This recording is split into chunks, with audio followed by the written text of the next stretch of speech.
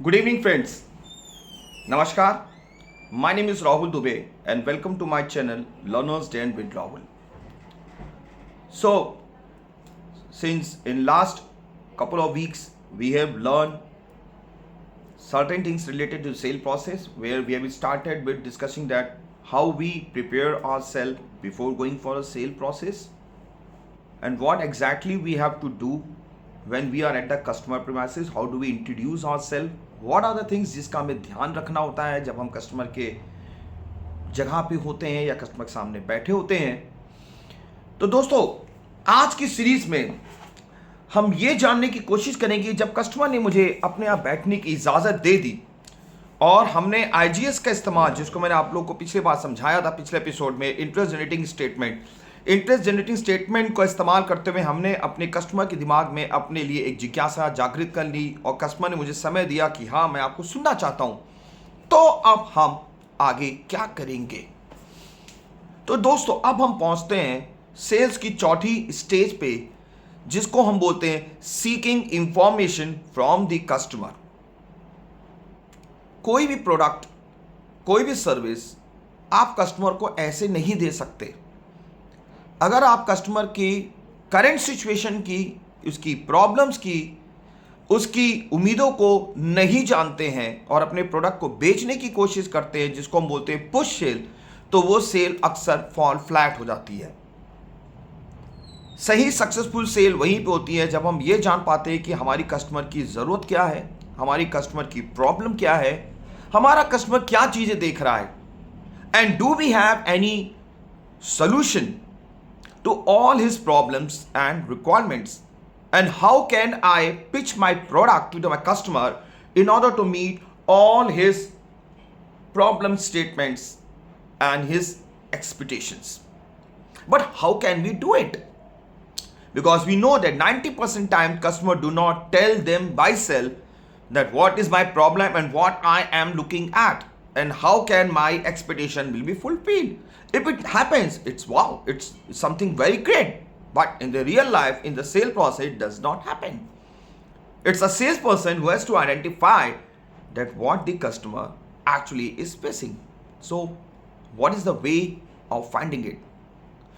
Here comes the art of probing.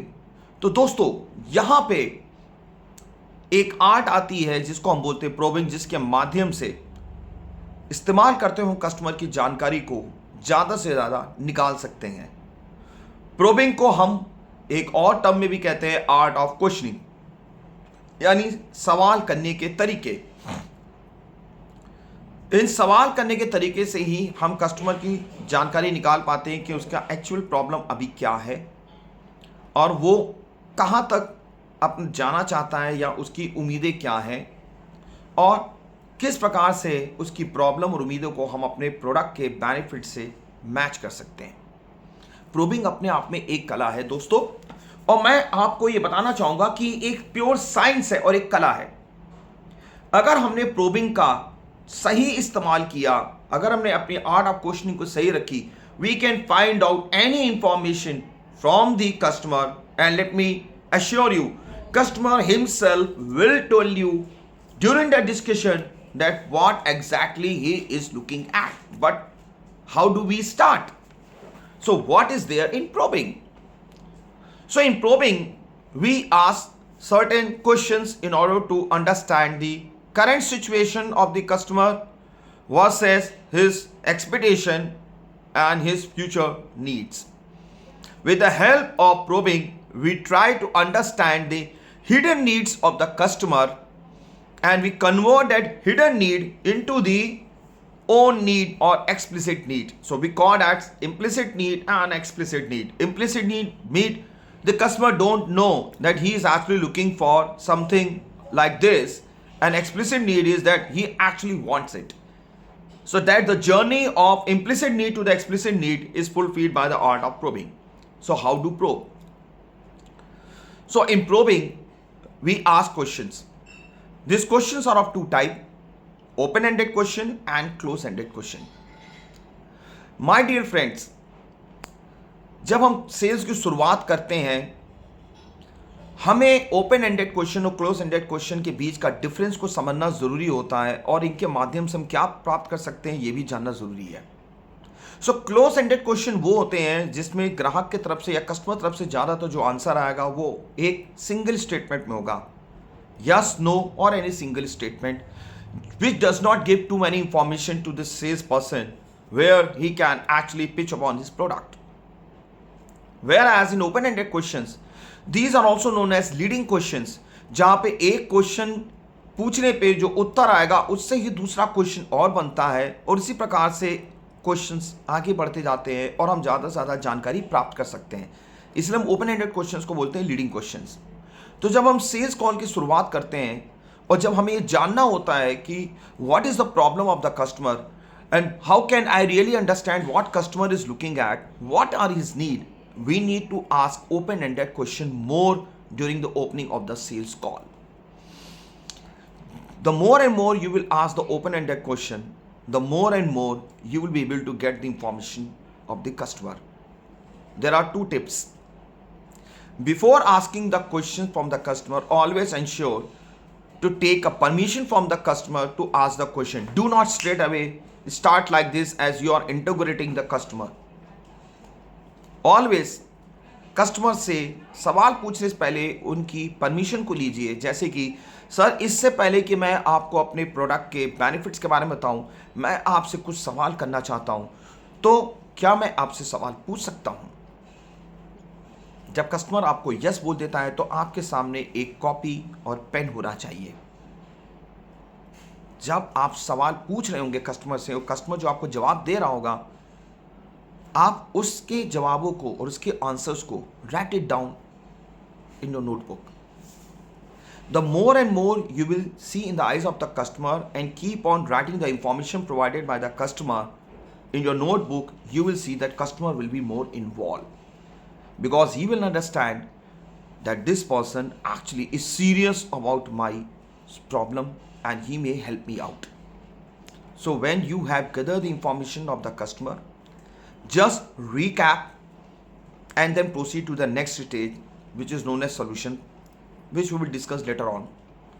जब आपको लगता है कि आप कस्टमर की अच्छे तरीके से जानकारी ले चुके हैं, आप अपनी क्वेश्चंस को समराइज करिए, रिकैप करिए, ये बोलते हुए कि जहाँ तक का सर अभी जो अपना डिस्कशन हुआ है और जो मैं जान पाया हूँ कि आपकी प्रॉब्लम ABC है, मैं ये समझ पाया हूँ कि आप ABC देख रहे हैं, क्या सर मैं सही हूँ या इसमें आप कुछ और ऐड ऑन करना चाहेंगे?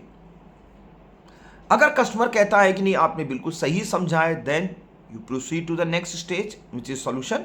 अगर कस्टमर कहता है नहीं आप इसमें और ये चीज लिख लीजिए, then you should be happy because customer has been totally involve in your sale process and it is coming in your पाला, जिसे हम बोलते हैं, on your side. So questioning is an art.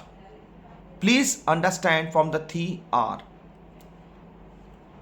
Ask the right question at the right time to the right person. This is very important during the probing. Right question, right time to the right person, and always ensure to ask the question to that person who is a man. Man यानी एक acronym है जिसको हम लोग बोलते हैं money, authority and need. सवाल ऐसे ही आदमी से करिए जिसके पास मनी है, अथॉरिटी है और नीड है, आपका सेल जल्दी क्लोज होगा. सेलिंग स्किल के ऊपर एक बहुत बड़ा सेल्स मॉडल है जिसका नाम है स्पिन, जिसको हटवेट यूनिवर्सिटी ने डेवलप किया था with the help of xerox. इसके ऊपर आपको एक बहुत बढ़िया किताबें मिल जाएगी नील ब्रैकमैन की, द सेलिंग स्किल और द स्पिन सेलिंग. अगर आप इस किताब को पढ़ते हैं आपको ऐसी कई टेक्निक्स पता चल जाएंगी जिसके माध्यम से अपने ग्राहक की आप समस्त जानकारियों को निकाल सकते हैं. देखिए क्वेश्चनिंग एक कितनी बढ़िया स्किल होती है. मैं इसमें आपके सामने एक छोटा सा एग्जाम्पल रखता हूं. मैं आप लोग से कुछ सवाल पूछूंगा, उस सवाल का उत्तर आपको मुझे बताना नहीं है, केवल उस उत्तर को आपको अपने दिमाग में रखना है. I am going to ask you certain question and you have to suppose to keep the answer of those question in your mind. You do not tell me. So my first question is,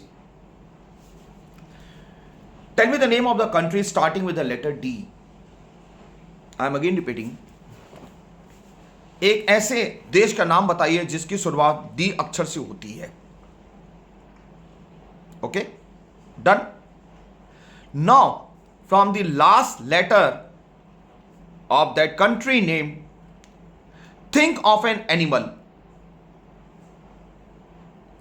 यानी जो आपने country का नाम लिखा है उसका जो आखिरी अक्षर है उससे किसी जानवर का नाम सोचिए. Done. Now from the last letter of that animal name think of the name of a fruit. यानी कि आपने जिस जानवर का नाम सोचा है उसके आखिरी शब्द से एक किसी फ्रूट का नाम सोचिए. हो गया? चलिए दोस्तों, मैं आपको बताता हूं कि आप लोग ने कौन सा आंसर सोचा है. So the answer is kangaroos are not found in Denmark and they don't eat oranges. So answer है Denmark, kangaroo and oranges. So many of you will be surprised and shocked. ये कैसे हुआ? That's the skill and that's the beauty of questioning. So ask as many as open-ended question during the starting of the call. Ask close-ended question only when you want to remove the doubt or when you want to have a reconfirmation from the customer. Do not integrate, do not ask so many questions.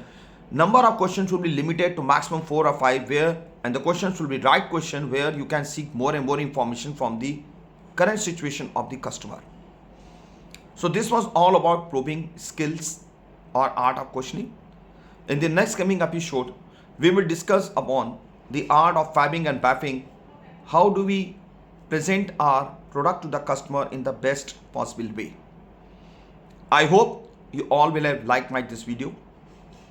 So please leave your comment in the comment box. If you have not subscribed to my channel, I will request you please kindly click on the bell icon, subscribe my channel, like and share, and keep watching my channel Learner's Den with the Rahul. Till the time we meet in next episode on fabbing and baffing, stay tuned, keep watching my channel and stay blessed and healthy. Thank you very much. Have a great day.